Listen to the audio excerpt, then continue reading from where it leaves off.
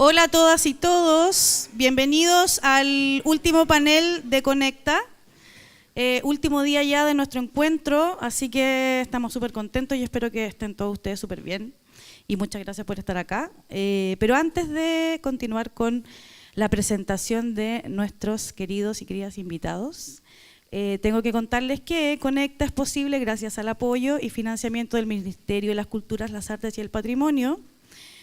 También gracias al programa de apoyo para organizaciones culturales colaboradoras PAOC, ProChile, ChileDoc, la Embajada de Francia, el Instituto Francés de Chile, la Cooperación Regional de Francia, la representación Valonia-Bruselas, parte de la Embajada de Bélgica en Chile, la Corporación Cultural de Ñuñoa y la Sala de Cine de Ñuñoa.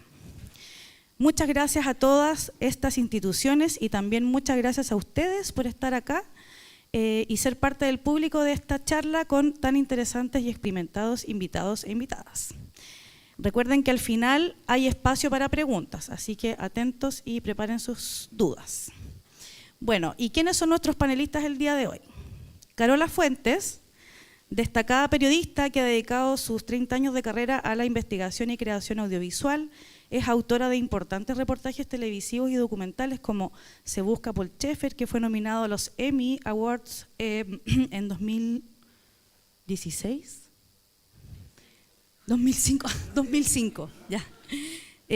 Con su ópera prima Chicago Boys, que fue codirigida con Rafael Valdeavellano, ganó el premio Mejor Dirección en Sanfic en 2016. Mejor documental Pedro Siena también el mismo año. Premio Nuestra América en Docs MX y muchos otros. Entre sus series transmitidas en la televisión chilena destacan Maestros, Misión Encubierta, 10 chilenos que están cambiando el mundo, 2 temporadas de la serie ¿Qué comes? Y 2 temporadas de la serie ¿Por qué en mi jardín? Y esto solo por mencionar una pequeña parte de su trabajo. Jaques Peretti es el coordinador de programación y formación del mercado internacional más importante para la coproducción, compra y venta de proyectos documentales de alta calidad, series de televisión y nuevas experiencias narrativas. Estudió cine y literatura en Francia y en Estados Unidos. Y antes de incorporarse a Sunny Side of the Dog en 2002, trabajó en el área de producción de documentales en diversas casas productoras. Nuestro tercer panelista es Tiago Ornaghi, que actualmente es responsable de contenidos de largometrajes y series documentales en Globoplay. Ha sido productor de más de 60 obras de no ficción. Se graduó en guiones de televisión y cine en la School of Visual Arts y la New York Film Academy. Además, tiene un máster en periodismo en la Universidad de Columbia.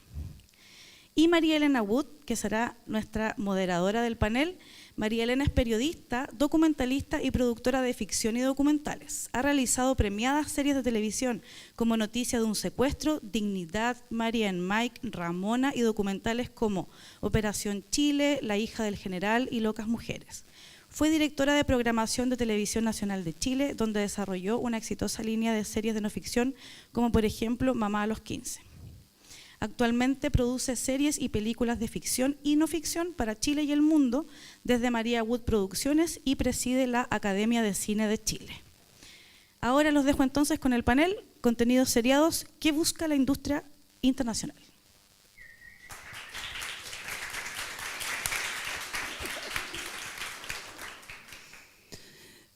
Hola, buenas tardes.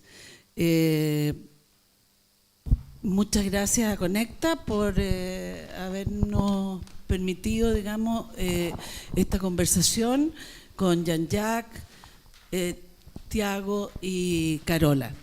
Inicialmente me gustaría que Jaques mostrara qué es Sunny Side. Es un video muy cortito y él nos va a decir por qué quería poner el punto digamos, en entender realmente qué es Sunny Side.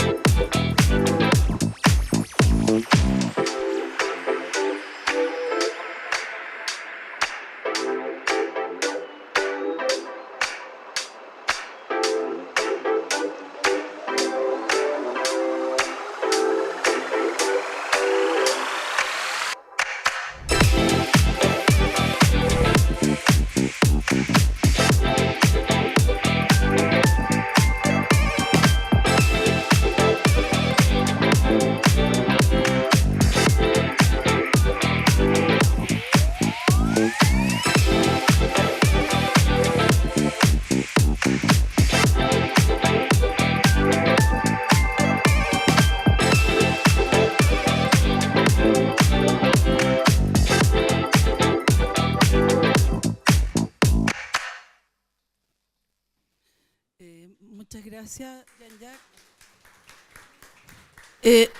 Si tuvieras que mirar lo que sucedió en junio de este año en Sunnyside, ¿cuál dirías tú que son las tendencias emergentes que viste ahí?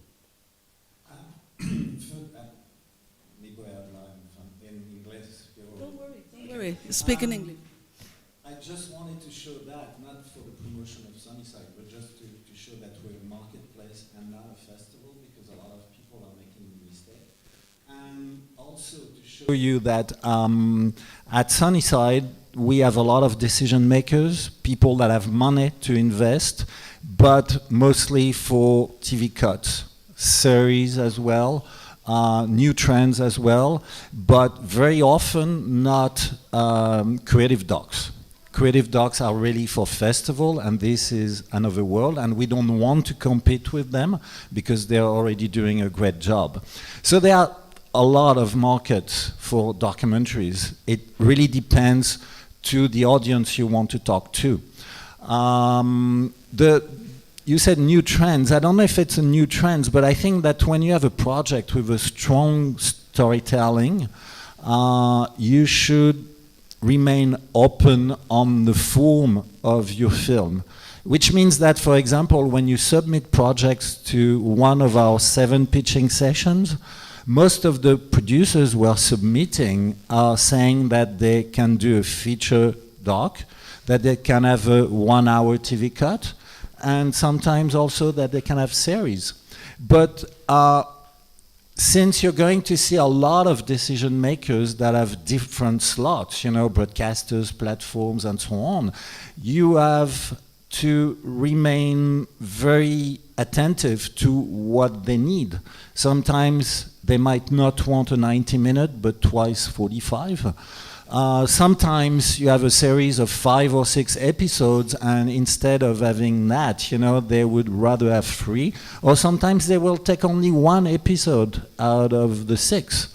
So everything is according to the need of the decision makers who are coming. So the idea is really to be very open-minded towards that. En ese sentido, pareciera que lo relevante en esas conversaciones con broadcasters o posibles compradores, lo importante es transmitir la historia que uno quiere contar o que va a contar o que cuenta, ¿no? Más que el formato en sí mismo, ¿eso dice? Completely. The form, I mean, we all love cinematographic images, and even in a TV cut you can have cinematographic images, but you have different narrations according to the audience that you want to talk to. I would say that feature-length documentaries that are going through festivals and so on, their audience are mainly educated people. But sometimes when you have a strong story and you want to have a larger audience, you can go towards narration that are completely different. We were talking earlier about factual entertainment, for instance. Even through factual entertainment, you can have very strong ethical and social issues that you want to transmit to an audience, which is not an educated audience that goes through the festival tour, I would say. Gracias. Tiago,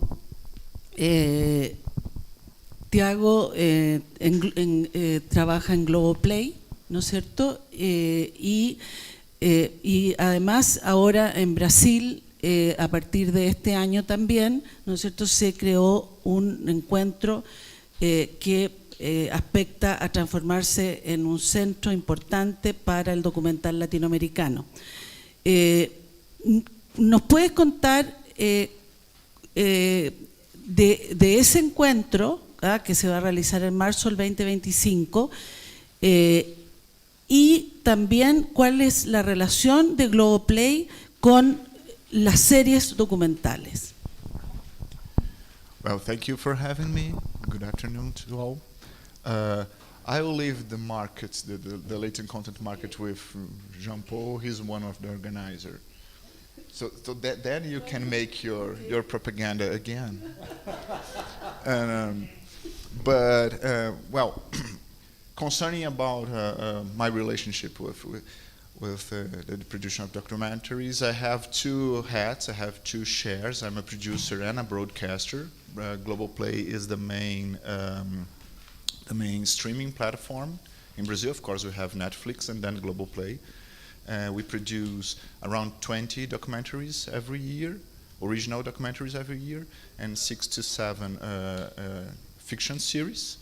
Of course, we have all the catch-up of Global TV. That's the main broadcaster in Brazil. So what the thing, and I think that the interesting thing to discuss here is and I think that is the main words that we have to pay attention in our title is industry. We are really trying to focus on being an industry, and the main focus of an industry is to generate money, is to be lucrative, is to be profitable. We have to be profitable when we produce a title. We are not aiming to festivals or mainly an arts documentary or a statement documentary. We are really aiming to produce something that will reach more subscribers, will reach more consume, and will be watched broadly. That's how we make money of that. And that's interesting that Jean-Jacques bring this subject about how we're gonna do that in terms of format and how to tell a story. Today we live in this attention economy, and we are being realized in the last 5 years, that is the time that we are producing originals for streaming, and especially documentaries, that the subscribers are consuming documentaries in the same way they consume fiction features. So it's entertainment. You have to tell the story in an engaging way, in a narrative way that makes sense for them to spend their time having a good time, even if the story is hard, even if the issue is important and tough. That's why true crimes, very heavy subject, is a huge success globally in Netflix, HBO, Amazon Prime Video, and in Global Play as well, because people want to follow a story. They are not aiming to follow the thought of a creator. I don't know if I'm putting that in a very clear way, but the space for this kind of subject documentary is in the cinemas, in the festivals. If you want to really establish yourself as a producer of an industry, then you have to make a sense of who are you talking to, what you're talking to, what the audience want from your story, and that's a very it's a clave to change. Is something that it's a mindset how to tell a story for this purpose. I'm very proud to say that we produced more than 60 titles in this last 5 years, and probably 80 to 85% of them were lucrative. So you really have to listen to your broadcasters, your producers, to understand the target that they are aiming with your stories. So that's the main thing, to understand how you're gonna construct your documentary to have all these layers. You're telling a story that is entertainment, but you are also bringing a discussion. You are also telling a historical story. You're also transmitting those ideas in a soft power way.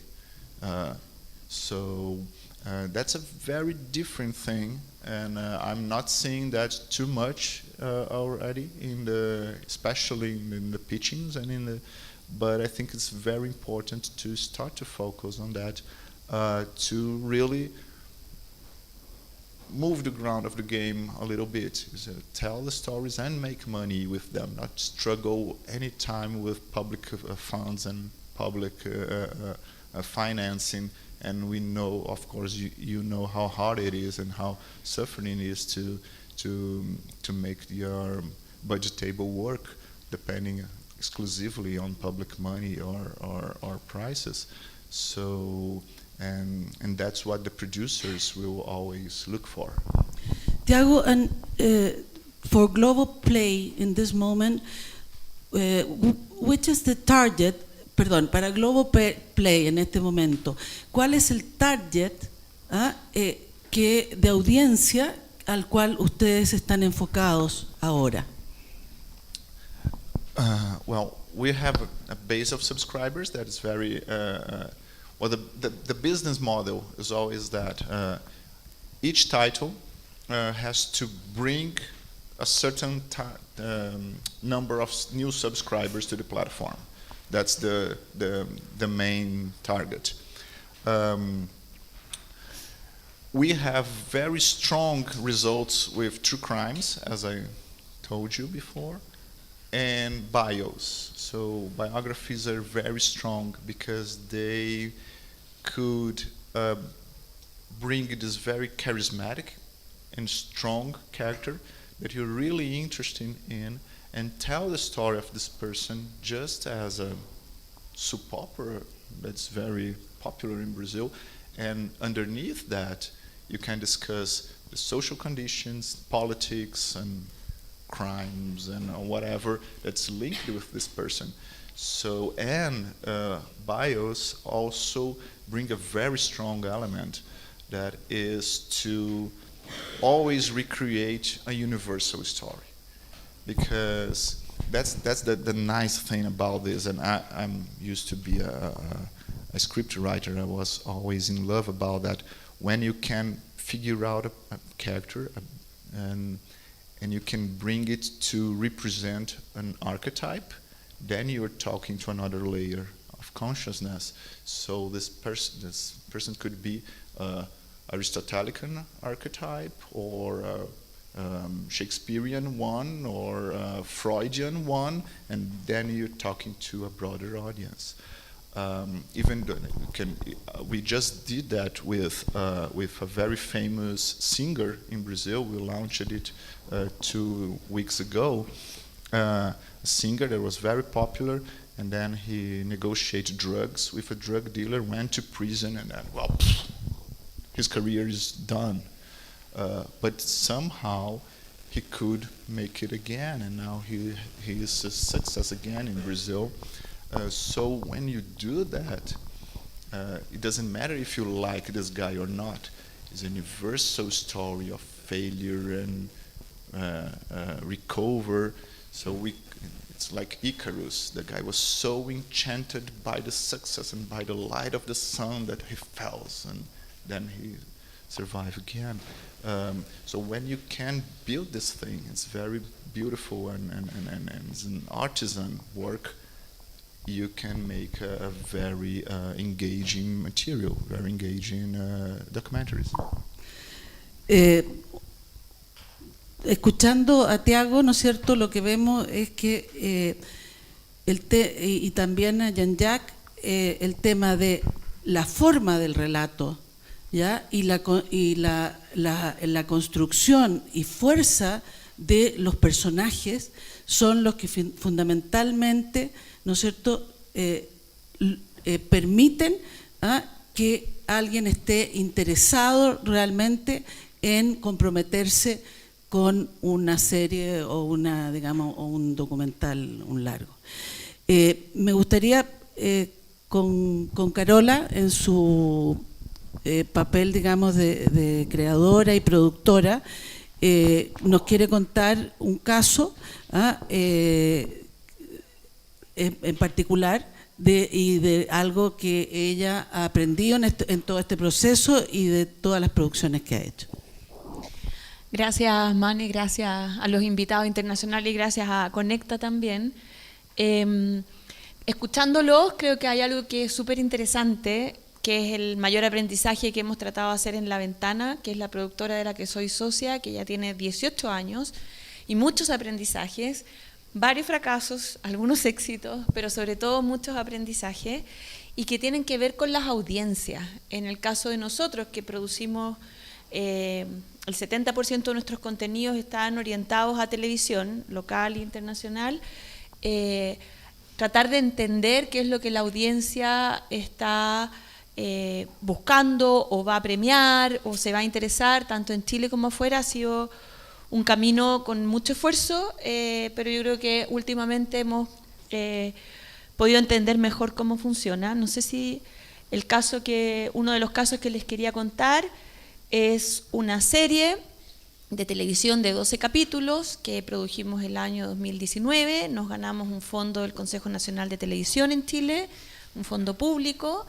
Hicimos en coproducción con Colombia, nos ganamos otro fondo público en Colombia, con Señal Colombia, y grabamos una serie que tiene una premisa que a nosotros nos encantaba, que es que 12 comunidades de pueblos originarios en toda América, desde Estados Unidos, México, Colombia, Paraguay, Bolivia, Perú, Chile, nos permitieron registrar con una cámara lo que para ellos hasta ese minuto era un secreto, que eran sus tradiciones medicinales más importantes. Y tuvimos un acceso único a estas comunidades en un momento en que creíamos además que era súper importante conocer esto, cuando la industria farmacéutica nos está enfermando con su negocio.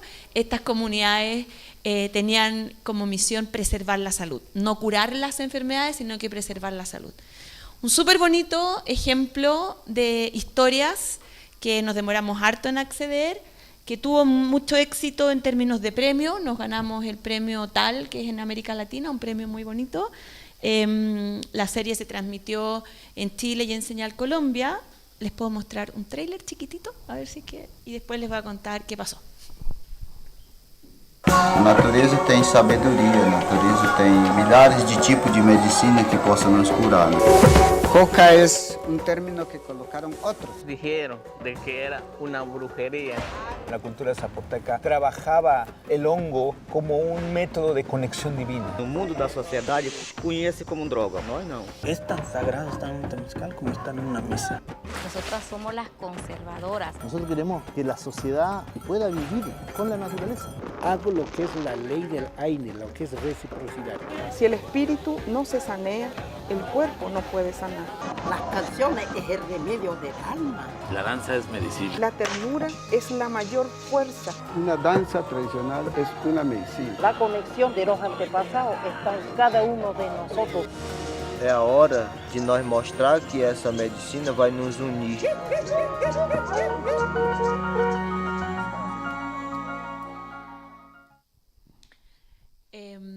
Bueno, es una serie de la que estamos súper orgullosos, que eran 12 episodios, uno en cada país, y eso terminó siendo no tan favorable para su distribución internacional. Tratamos de picharla en Sunnyside, pero no nos fue bien. Y tenemos un agente de venta con mucha experiencia, pero a pesar de todos los premios y todo lo que tiene la serie, la venta fue paupérrima en términos comerciales. En verdad no fue sostenible para nosotros. Una serie, imagínense lo cara, viajar a estos 12 países, que además no se puede grabar en 2 días ni 3 días porque hay que adaptarse a los tiempos de las comunidades, que son tiempos mucho más largos que los de la producción televisiva. Entonces fue bien complicada. Hemos tratado de hacer una segunda temporada en coproducción también, pero tampoco nos ha ido bien. Y efectivamente la compró Al Jazeera, la compró Canal Encuentro, pero nos habría gustado o pensamos que íbamos a tener un mucho mejor circuito de distribución comercial afuera. ¿Y cuál sería la interpretación que ustedes han hecho de la falta de interés de la industria en esa serie? Si tuviera la respuesta exacta... No exacta, pero creo que la serie tenía un formato que no era ni tan televisivo, ni tan de autor, ni tan local, ni tan internacional. Entonces como que no logra, por ejemplo, eran 2 episodios de media hora, pero Al Jazeera quería que fueran unitarios, entonces tuvimos que transformar en 6 episodios de 1 hora, que fue bien complicado porque tuvimos que juntar 2 historias en una. Y la serie la transmitimos en Chile, entonces el canal chileno nos pidió que la televisáramos más de lo que Arte en Europa quería, entonces estábamos como yo creo que aprendiendo. Y, o sea, sería como en el inicio, la decisión de hacer la serie, no hay un foco claro de quién va a ser la audiencia y quién va a ser el posible cliente que se interese en esa serie. Sí, pero para autoperdonarnos un poco, creo que tampoco el mercado tampoco está tan claro siempre. No. Yo a veces hago un pitch y me dicen, no queremos unitarios, queremos serie. Voy con la serie, no, es que ahora queremos unitarios. Entonces, yo creo, y el siguiente ejemplo creo que es un buen ejemplo de lo que yo he aprendido y que nosotros hemos aprendido, que es lo más importante, que es saber adaptarnos. Ser firmes con lo que queremos contar, pero muy flexibles con cómo lo podemos contar. Les voy a mostrar otro ejemplo.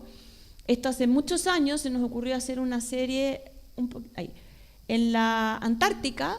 Entonces la postulamos como serie, primero de 8 capítulos, después de 12 capítulos al Consejo Nacional de Televisión, y justo el 2020 fuimos a Alemania y logramos un acuerdo de coproducción con Gebruderbits, que es una empresa productora alemana súper grande que tiene experiencia coproduciendo en América Latina, y estábamos súper contentos, la postulamos en coproducción al fondo del Consejo Nacional de Televisión, y vino la pandemia, y se acabó los viajes a la Antártica, se acabó la coproducción con Gebruderbits, y esto que se iba a mostrar en Arte también, Arte tampoco estaba interesado, porque veían que no teníamos para cuándo grabar, pero nosotros ya habíamos viajado a la Antártica y teníamos bastante material y no queríamos perderlo, entonces conseguimos un poquito de financiamiento por aquí y por acá, y la serie la transformamos en un documental unitario, con súper pocas ambiciones festivaleras, 52 minutos pensando en televisión. Hicimos un estreno nuestro en la Cineteca en Santiago y la postulamos a algunos festivales de divulgación científica, que hemos quedado en algunos. La estrenamos en México hace poco, con eso estábamos recontentos, que no sé si puedes poner, si le pueden hacer play, o sea, la siguiente, porque falta una foto. Va. No. Bueno, lo transformamos en documental, que véanlo y después les cuento lo que pasó.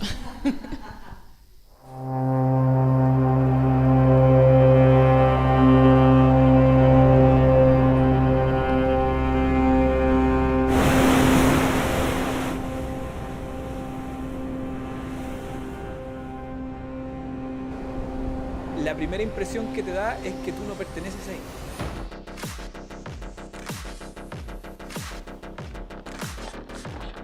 We need to fly that low because our instruments need to be close to what they're measuring.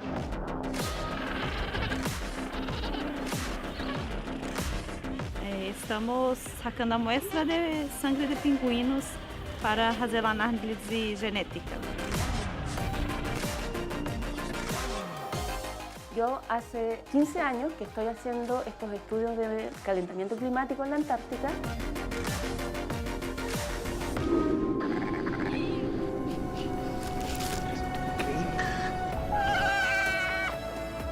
Esto me da luces de cómo podría comportarse la especie con el impacto del cambio climático. Antarctica is really a critical piece of the puzzle the planet's going to be like.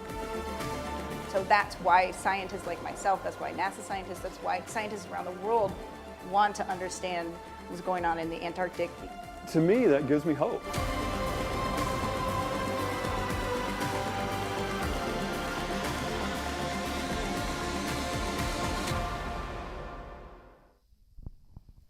Ya. ¿Y qué pasó? En Chile obviamente no la ha comprado nadie, pero se la vendimos a Arte. Hace un mes la pasó en Prime, la recomendó en su revista como dentro de la programación para el mes. Entonces algo que en verdad no teníamos mucha expectativa resultó esta vez sí ser un buen proyecto para la Ventana, así que ahí... Pero tampoco es que hubiéramos sabido desde el inicio, lo que sí es que ya lo editamos pensando en una audiencia internacional, no local. Entonces tiene varios testimonios en inglés, por ejemplo, y tiene un relato que es mucho menos... más general en ese sentido y menos que para los chilenos creo que puede ser importante, pero en verdad es más importante o es muy importante para las audiencias internacionales. ¿Y les puedo mostrar un último ejemplo cortito? Claro. De la importancia de adaptarse. Hace 2 años yo estaba en Sunnyside y vi un pitch de unos españoles que estaban haciendo una serie que se llamaba Hope, que eran muchos temas parecidos a los que hacemos en La Ventana. Eran 6 episodios de historias sobre personas que estaban buscando soluciones al cambio climático, que lo encontré bonito el pitch. Traté de hablar con ellos, pero bueno, no sé, en el apuro de Sunnyside no se pudo. Y 6 meses después, en otro mercado, haciendo la cola para un café, me encontré con el productor y mientras hacíamos el café le pregunté cómo estaba, me dijo que estaban avanzando. Le pregunté si ya tenían historias o qué historias tenían en América Latina y me miró y me dijo, no tenemos ninguna historia en América Latina. Entonces, pero ¿cómo puede en esta serie tan importante faltar una historia en América Latina? Ellos la están haciendo con la televisión española y hicimos una coproducción y La Ventana se sumó con 2 historias de Chile muy bonitas. Tenemos un 1% de la coproducción, pero igual... Estamos muy contentos y esto se va a estrenar ahora en enero. Es un proyecto súper lindo y que también en el fondo cómo adaptarse, que ya no resultó la reunión formal en Sunnyside, pero resultó el café y estamos y fue un buen negocio también. Sí. Muchas gracias, Carola. Por lo que cuenta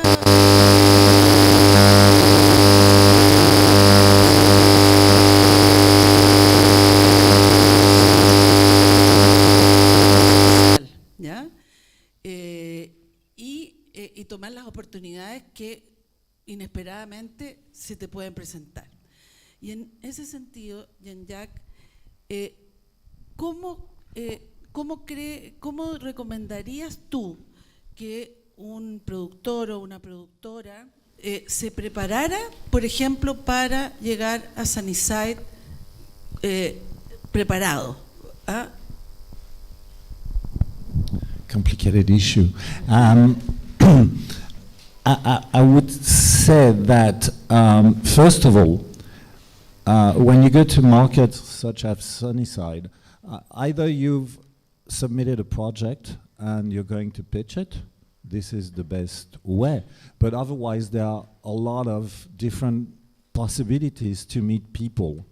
From what I've seen here, a lot of projects are sometimes very well advanced, but they have a producer, sometimes it's the filmmaker who's also the producer, no broadcasters attached, and it's also, and I think it's important to think about that, a distributor. It seems like there is a lack of distributors here in Latin America. And it's very important to start going to see a distributor when you're developing your project. Because a distributor knows the international market very well. It's their jobs, you know, otherwise they don't make money. And they can really help you from the beginning to adapt your form to the different clients that they may have at the end. Sometimes, if the project is very interesting, they can also put minimum guarantee in the project. And this is the issue, you know, meaning should you make a one-off, should you make series and things like that? If you start by making a series without knowing if there is a possibility to sell that afterwards, you know, it doesn't make sense.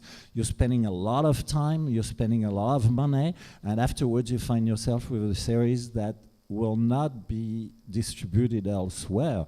It's exactly your story somehow, but little by little you've learned and you saw what was possible or not. Although you were working with Gebrüder Beats, you know, which is a huge company and they know very well their market in Germany. But Yes, it's complicated. So the way you prepare yourself, it's already to have an idea of who do you want to see at Sunnyside or other market and festivals. It could be a producer, local producer with the country you want to work with, because they know exactly the system and they can tell you what to do and not what to do before you develop too much your project. Beside that, we have, if you register a while in advance, a month before Sunnyside, we have the list of all our delegates, more than 2,000 people and about 300 decision makers, with their contact details. And for the decision makers, we also have a catalog with exactly what they're looking for. So if you take a meeting with the decision maker, you have to read that, and you really have to do your homework and see what kind of films they're making, how, and for what audience. This is incredibly important. Otherwise, they feel like they're losing their time. Yes, that's it for the time being. O sea, uno tiene que conocer, investigar y conocer a la persona con la cual uno va a picharle un proyecto. Ese es ¿no es cierto? O sea, no todas las presentaciones de proyectos son iguales para los distintos clientes. Cada cliente, uno debe, en el fondo, un posible interesado es distinto, arte es distinto a TF1 o cada uno tiene una identidad. Respecto al interés en Latinoamérica, hay un interés en coproducir con Latinoamérica, en contar historias de Latinoamérica o no en el mercado internacional. Of course, there is an interest. Latin America is a very important continent. Except indigenous people that are here, many person who are on this continent are coming from Europe or elsewhere in the world. You know, we have common roots, and it's the new world, and there are so many histories of dictatorship, war, and so on, that it's incredibly important for us to have content coming from here. Afterward, it's a matter of how do you make this content available for our audiences? How can you adapt your narration to the different audiences in the different countries in Europe or elsewhere? And this is a matter of having this knowledge, watching films, not only in festival, but also the films that are on television in different countries, you know, and building your network of people you want to work with, people that will become your friends after a while, you know, because it's not only for one film. Once you start working as a co-producer with someone elsewhere, you keep on going, especially if it's successful. And then you get into this learning process. And I would say, talking about content in Latin America, what is very important, and especially for series, you know, it's big anniversaries. We were talking about that earlier, but that works very well for broadcasters. Anniversary, there is a sort of natural promotion of that. You know, if it's a war, if it's a revolution, if it's something like that, you know. I took the example of the anniversary of 9/11 a few years ago, the Vietnam War. There is, with PBS, something coming up in 2025. It's the 250th anniversary of the American Revolution, which is incredibly important. If you have this kind of very specific anniversaries in your countries in Latin America, we know the history also in Europe and elsewhere.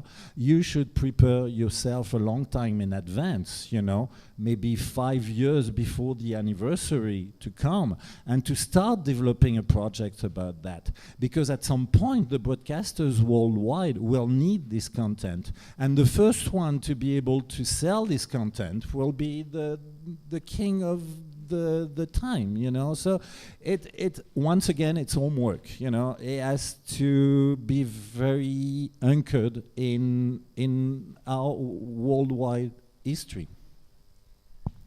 o sea, to be connected, o sea, estar conectado, ¿no es cierto?, con lo que está pasando en el mundo y con lo que puede pasar más adelante. Eso, Tiago, tú debes recibir muchos proyectos en la semana, en el año. ¿Cuáles son los proyectos que logran, o sea, a ver, mayoritariamente la mayoría de esos proyectos va a haber que decirles que no, muchas gracias, aunque sean buenos proyectos, ¿no es cierto? ¿Cómo se facilita que un proyecto no consiga el no inmediatamente? Yeah, I used to say that my main job is to say no. My job description is that. So I'm not a very popular guy. But that's it. I think that we touch in some buttons here already. You have to do all this homework. That's it. We receive, me and my team, I don't know, we never count because that's madness, but 20, 30 projects every week, and we produce 20 a year. So that's it. And we are very lazy and guys, so we are always looking for the reason to say no. So as a producer, and you have your project in one shot, your great thing to do is to be such a bad person as we are, and look for the reasons to say no to your project and work on it.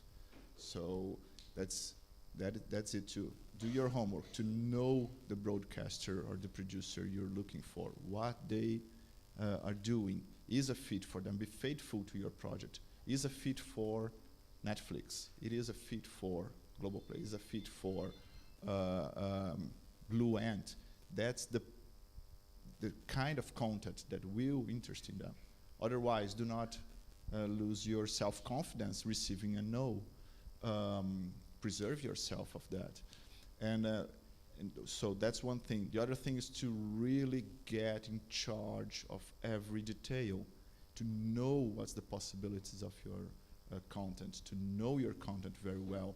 The thing that always destroys a picture is when you can't answer properly a very straight question that we make. We make a question, the guy try to avoid it. Okay, this guy is incapable to tell this story properly. So really make yourself the master of that content. Make yourself the master of the content about anniversary that will happen. You be the guy top of the mountain when it comes. The other thing is be very detailed and certain about your budget plan. Sometimes you pass all the way through a producer and a broadcaster in terms of editorial things. We are very happy about that.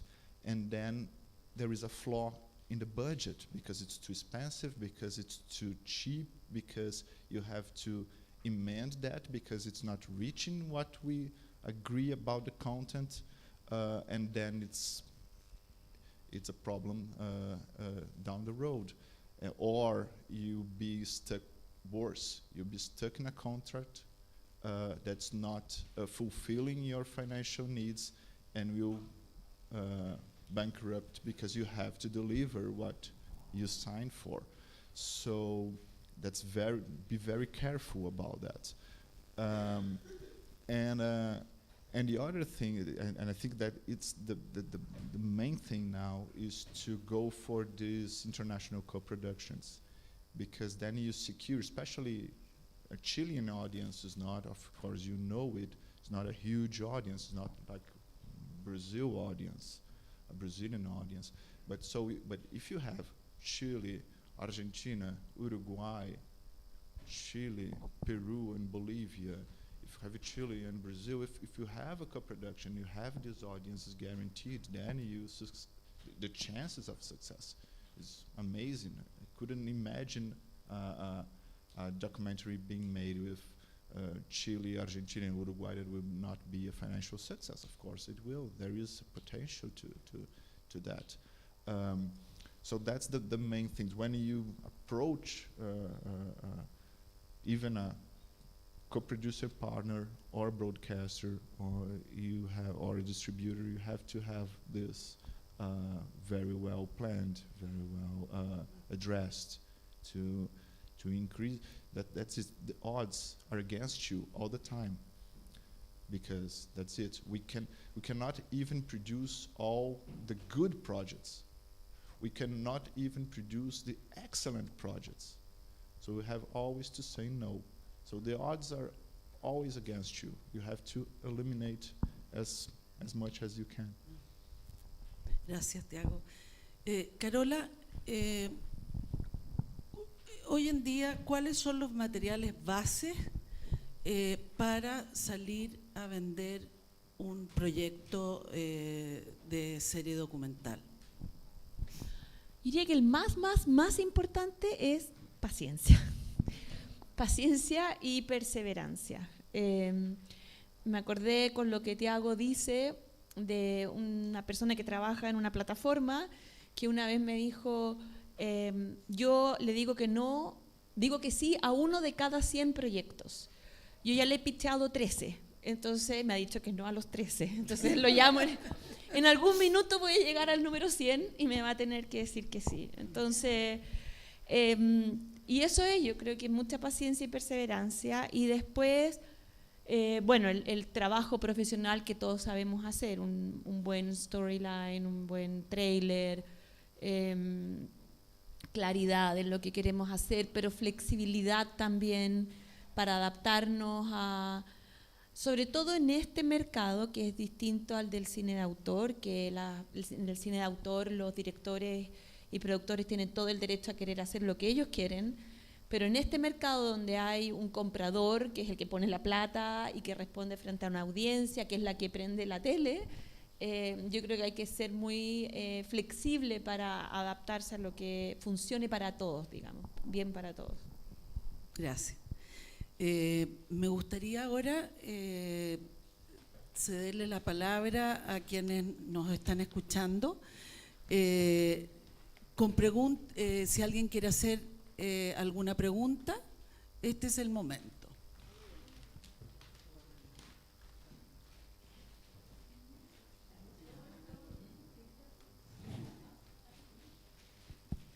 Hola, ¿sí? Sí, hola. Quería preguntar, porque justo ahora te preguntó de los materiales que se necesita para... ¿Te puedes presentar, por favor? Ay, hola, soy Ana Cristina Benítez de Ecuador, del proyecto Mama. Justo te quería preguntar de la experiencia que ya se tiene para presentarse a una plataforma. Justo lo que preguntaba, realmente los materiales, ¿qué material se necesita? Como algo impreso, algo escrito, ya avanzado, tener un teaser o no, en qué etapa se necesita como presentar a la plataforma. Eso.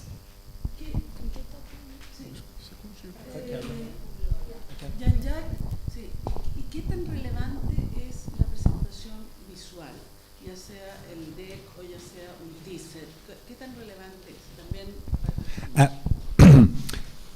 It's different according to the country you want to work with. For the Anglo-Saxon, they need 1 page and the trailer. In France, you need like 30 pages. Therefore, it's very important, even if you don't do a co-production afterwards, to work with local producers, or at least, you know, to meet them and to see what they need. Maybe they might be interested by your project, and instead of you going to see the broadcaster, you know, you work with a producer, you see if a co-production is possible, but you you start to learn how to present a project. It's really, really different according to the country. I don't know, maybe Tiago, you have a certain format that you're asking for so that you don't say no every time? Yeah, if I don't know you, if you are not known, if you have never produced something to a platform, fundamental, we have to see your work. We have to know what you think in terms of imagery. Even though if it's just archives, how you treat them. So these key shots of what you're trying to do, it's fundamental, because we don't know you. I don't know if you are working with a great photographer or not, if you have control of your narrative or not. So you have to work on that. And I think that it applies for many broadcasters and producers. We want to know the level of your game. Si puedo agregar algo de mi experiencia, es súper importante tener material para después de la reunión. Me ha pasado muchas veces ir a reuniones y me dicen, mándame los materiales. Y por no tenerlos listos, he perdido oportunidades, creo. Entonces, creo que es bueno tener un deck o un dossier o un one page, lo que sea, pero algo a mano para después de la reunión mandar a la persona con la que uno se junta.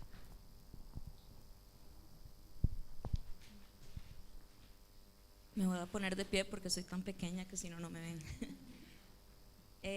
Bueno, muchas gracias por el espacio. Mi nombre es Sofía Mesa, estoy con el proyecto Hombres Perdidos, que es un largometraje documental, pero me voy a poner otro sombrero. En Costa Rica trabajo también en un canal de televisión público. En ese canal trabajamos contenidos seriados documentales y me interesa mucho, hemos querido poder internacionalizarlos un poco más. En ese sentido, ustedes como personas de industria, me gustaría saber, no tanto de la perspectiva de encontrar alianzas para producirlos, sino a la hora de buscar, bueno, cuál es su experiencia, de cuáles son los puntos que le permitan a una serie, a un seriado de verdad internacionalizarse o hacerse de valor, porque por ejemplo nosotros formamos parte de la red ATEI, que es la Asociación de Televisoras Educativas Iberoamericanas, también tenemos como vínculo con la red TAL, pero en ese sentido sí me genera curiosidad si han visto experiencias como muchas veces los seriados documentales se vuelven sumamente, como mencionaban, de nicho para un público muy específico. Entonces, tal vez con el secreto ancestral o algunas experiencias que hayan tenido, ¿cómo creen que se recibe proyectos de seriados documentales ya producidos a nivel de distribución internacional? No sé si me salió un poco del tema. Ya producidos, exactamente. O sea, lo digo desde la experiencia, digamos, de mi canal de televisión de Costa Rica, que es chiquito, pero bueno, cuando queremos vender, cuando queremos moverlo a otros lugares y sentimos que los contenidos son atractivos y tienen potencial internacional. Un ejemplo, una serie que tenemos que hace análisis cinematográficos de las humanidades. Siento que eso tiene un potencial de entretenimiento y educación internacional, si conocen de espacios o redes que tal vez promuevan esa distribución. Gracias. En mi experiencia creo que hay pantallas hoy, afortunadamente, tantas pantallas y tantas nuevas pantallas que cada vez hay más oportunidades que se pueden aprovechar.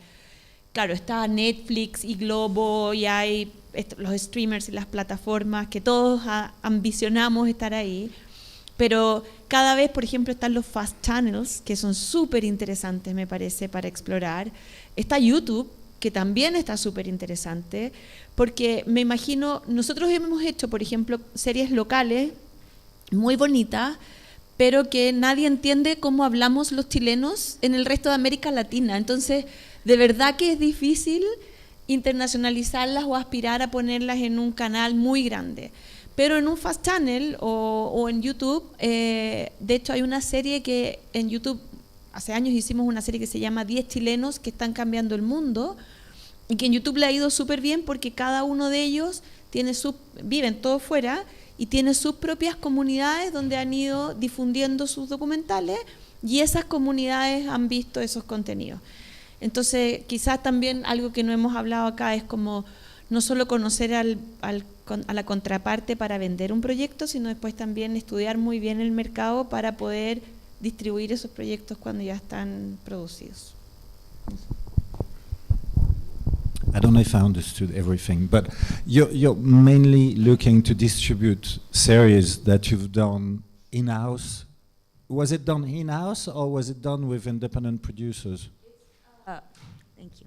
It's a public TV channel in Costa Rica called CR, so they're done in-house, and we're looking forward to having the contents be seen in other channels or spaces, because Costa Rica is so small, and we think they could have an international chance. Yes, that's what I understood. I don't have the answer, but I can give you the example of what the European broadcasters are doing. There is something called EBU, European Broadcasting Union. It's a union of all the public broadcasters in Europe, and beside the European ones, NHK in Japan and PBS are part of it. They meet twice a year in different places of the world, and they all bring each other, they bring one project that they really would like to co-produce, and they co-produce it together. It could be series, it could be one-offs and things like that. Sometimes there are cases also of very expensive series, and each of them could do one episode, and then they put the rest on the table. So each of one pay for one episode, and they have the whole series. So it's very interesting, and it's something that could be an example for Latin America as well, you know. So I think it was very important when the platforms came on the market, Netflix first, because they could grab the best projects immediately, because they had millions of dollars to put on the table. And the EBU was, the public broadcasters were we were having panels on, is the end of public television. So what they decided is to have an envelope. So now they have 500,000 euros that they can put immediately on the table without going through the hierarchy. Because that's the problem with public television, is that it takes time for them to take decisions. So when they have that, they can really grab the projects before the platforms. Sorry for that.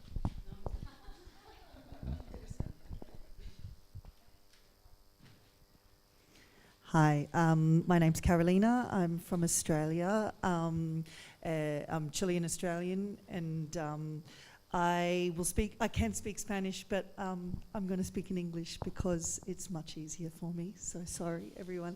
I just wanted to ask a little bit about any trends that you're noticing, maybe particularly Jean-Jacques, globally.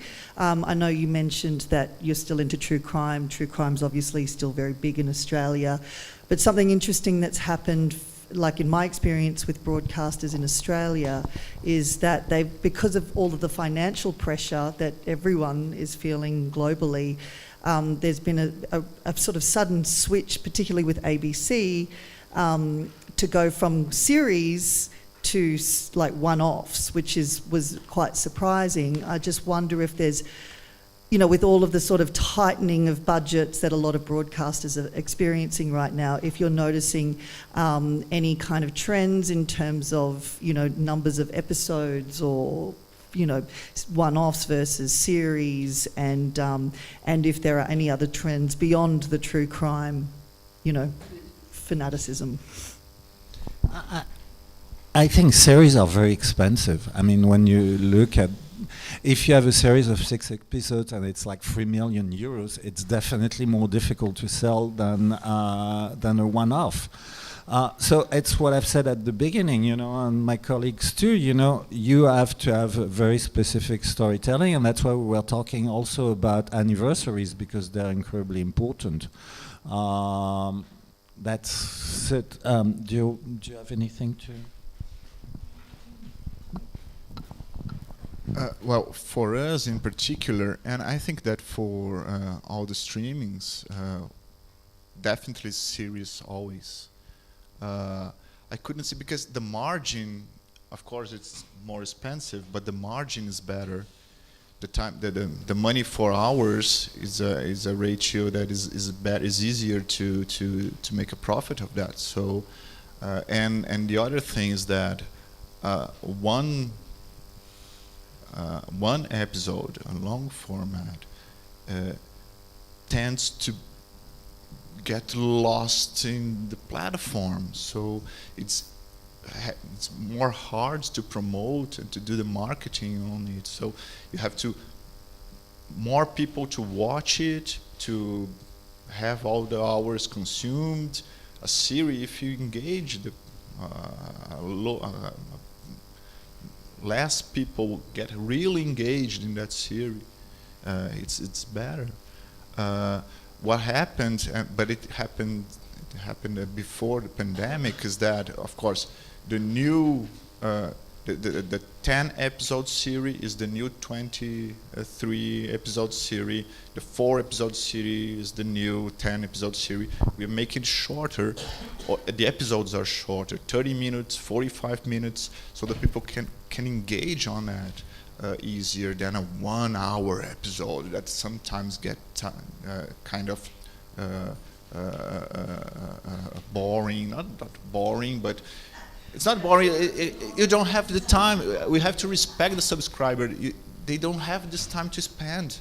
You can't be so naive or so self-empowered to say that the guy will watch it because you put it there. You know, you have to respect and go for it. And that's it's not me saying that. It's the numbers.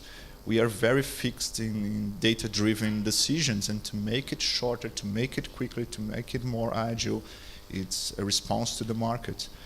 So I think that's what is happening in Australia, maybe more radically than... Yeah. And congratulations for your English. It's not just sounds like Australian. Sorry for that. Couldn't avoid.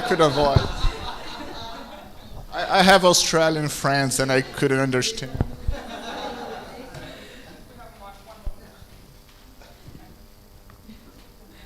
Hola, buenas. Una pregunta.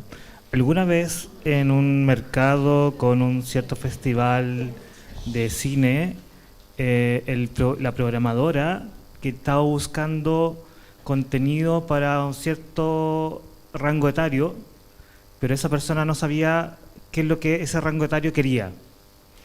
Mi pregunta es, ¿cómo ustedes saben qué es lo que quiere su audiencia?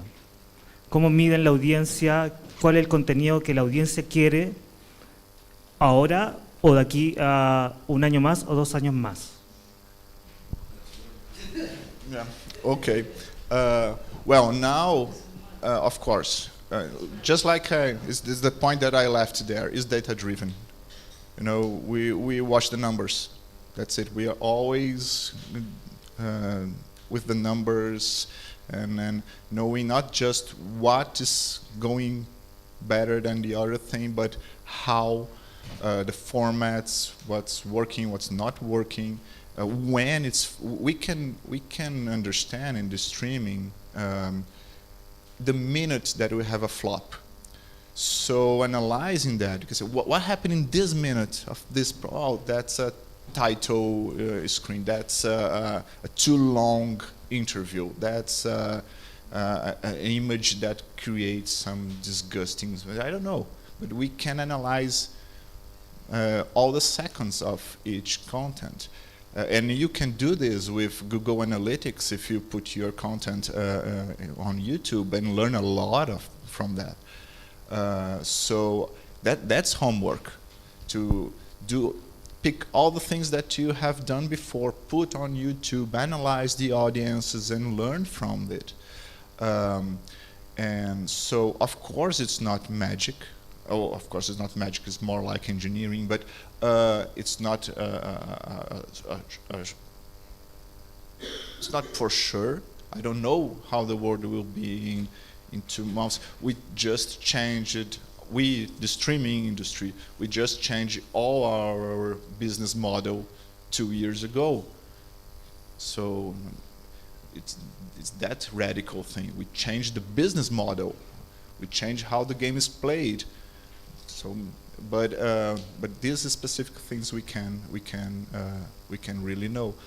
So in the beginning, 2019, 2020, we are hiring everything just to clean up the market and have all the portfolio with us in Brazil.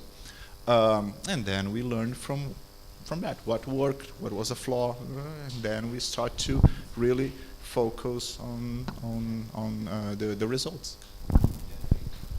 And I would say it's the same for broadcasters and even public broadcasters, same in Australia. That's why they know when it works, when it doesn't work.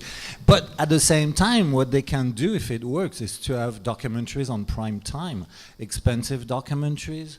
I would give the example of the series they did in France, you know, on the First World War, when it was the anniversary, Second World War, and things like that, which are completely archives, colorized. It's beautiful.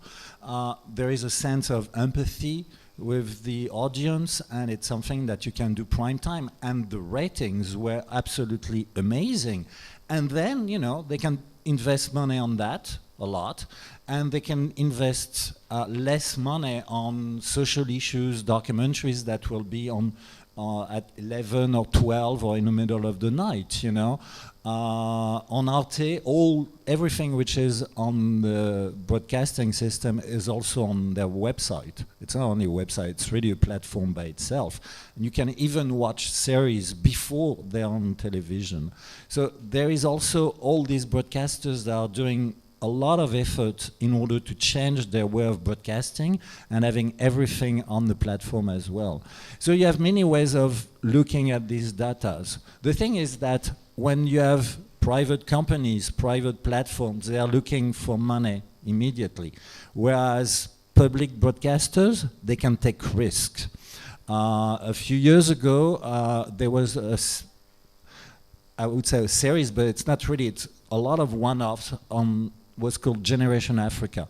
It was co-production between France and different countries in Africa with African filmmakers on African issues. They knew it wouldn't rate too well, and it didn't, but they wanted to try anyway. And talking to Alexandre the other day, he said that they're going to do it again because that's their task as a public broadcaster.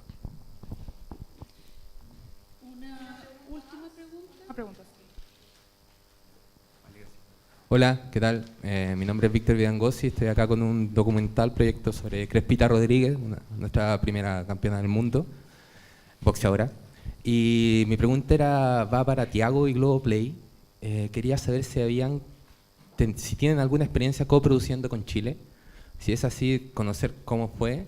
Y si no, ¿qué esperarían o qué esperan de lograr alguna coproducción con nuestro país? ¿Cachai? Como, ¿qué contenido podría ser ese? That's the 1 million question. 1 million pesos chilenos. Okay.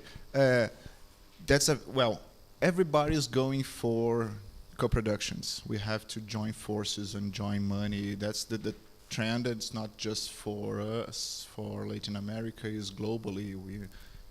Carola has this great experience with beats, and that's what we are all of us are aiming to. The thing about documentaries is travelability. So what's the issue, what's the character, what's the story that is equally interesting to a Chilean audience, a Brazilian audience, and a German audience? Or how to tell this story that could be a universal story that will fit these markets. Many of the projects, and it's in our mindset as documentarians, is that we generally choose very great, incredible stories, but too local stories, or with a point of view that's too local. So we have to make it global. Part of that exercise is to do what I told you in the beginning of this meeting, that is to go for universal stories, to tell this in this perspective of an archetype or something that will resonate to any audience, to make it. Or the other thing is to try to complement and to make stories that travel very well, that is part Chilean, part Brazilian, part Chilean, part German. So a character that I have a great story that we are co-producing with Germany. That is a guy that is a German guy that hide himself from a crime that he committed in Germany, in the Amazon basin, lying that he is a shaman there and live there and is a serial killer. Is a mess, but so resonates to. We have a true crime with Canada that have part of the crimes committed in the United States, part in Brazil. So, or we just did Robinho. Robinho is a famous player in Brazil, the national team, and Milan, or I don't know, Milan, well, one of the Italian big teams committed a rape there and was. Now he is in prison in Brazil, but it was a true crime involving a very famous player that is famous in Europe and especially in Italy and in Brazil. So look for these stories that has this quality, this travelability. That's the first thing. Then you start the hard thing to secure a local producer or local distribution. Then we go to the cycle again. But if you have a very local character or story, don't even lose your time trying to forcing it, because it's going to be too far from the audience that you want to reach. Estamos listos ya con el tiempo. Sí, se nos acabó el tiempo, así que le queremos agradecer a nuestros invitados y a ustedes por venir al panel.